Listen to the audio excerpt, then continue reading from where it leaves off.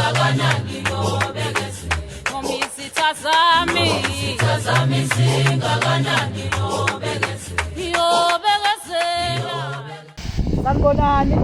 Ugogo Mseleku lo okhulumayo niyamazi-ke nani uhlale ekhuluma njengoba nje ngelinye ilanga ngake nganitshela ukuthi intamo zami before ngizenze ngiyaye ngivuke ekuseni ngingakade ngisho ukudla ngisihambise emfuleni njengoba nibona nje ngila emfuleni mase ngizise emfuleni ziyaye zihlale khona iy'nsuku eziwu-7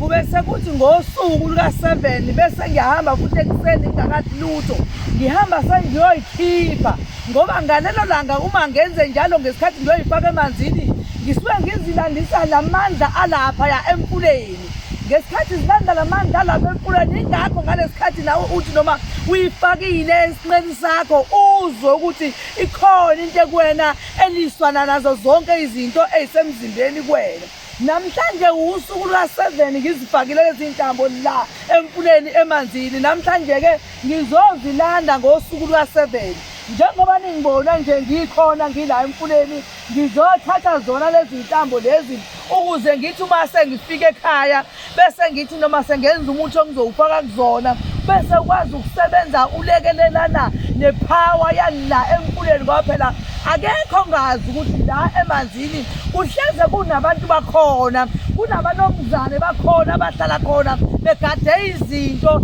ezizimo ezithize njenganathi nje sisuke sithi masizocela khona sizocela izinto sizocela amandla okukhuleka ukuthi Nkosi mangabe sikhuleka bese uyasiphakamisa usisa phezulu lawo mandla lawo yiwona lawo esithi mangabe sithinta umuntu bese yasinda noma sikhulekela ichibi lakhe uqobo lona lamsebenzela. Ingakho-ke ngithe nje namhlanje ngosuku luka-7 angize la emfuleni uqobo ngizolanda lezi ntambo engayifaka seziqede usuku luka-7 namhlanje ngizozilanda ukuze ngizozipha amandla okuthi uma sengifika nazo ekhaya ngikwazi ukuthi uma sengizilungisa ngizenza ngizifaka umuthi lo phakathi ebese umuthi ulekelelana namandla ala emfuleni ngoba akukho kwedlula ukuthi uze emfuleni uzothatha amandla ngoba nathi uqobo uma ngabe sikhuleka kuhambe ngezinye ikhathi kudinga ukuthi size khona la emfuleni sizokhuleka khona ngoba yila silanda khona ipower yila sizocela khona kogogo nabomkhulu ngoba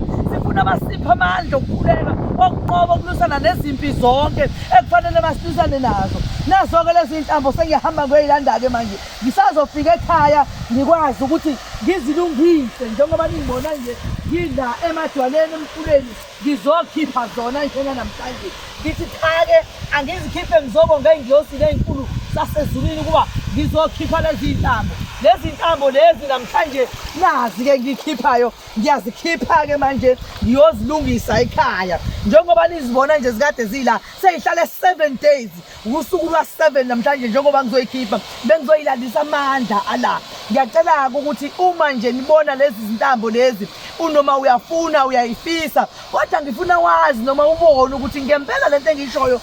iyona ngoba njengoba ubona nje ngisedamini la emfuleni ngizolanda lezi ntambo esengazifaka. Ngiyacela-ke ukuthi umuntu ofuna intambo akasho angabi nenkinga umuntu ikhona intambo yamandla ngoba inamandla le ntambo ngendlela eyisimanga izinto zonke nje ziyaphuluka kwena uma usebenzisa le ntambo le. Namhlanje-ke ngizozilanda ngiye ekhaya ngiyozenza namhlanje ukuze nikwazi ukuthi nizitholele izintambo zi-right. Ngiyabonga kakhulu. Ngiyacela ukuthi nje emakhasini ami nivule nibheke ningene khona ko-Facebook ningene ko-YouTube ningene ko-TikTok nizomthola ugogo Mseleku nalezi ntambo zakhe esezenzile usungasayiboni imanepi nje ngoba ngizobe sengiyenzile kahle ngayifaka umuthi yathula yathi ntu isishoda ngayo ukuthi woze uzoyifuna intambo ukuze nawe uqine phela. Ngiyabonga makhosi amakhulu thokoza.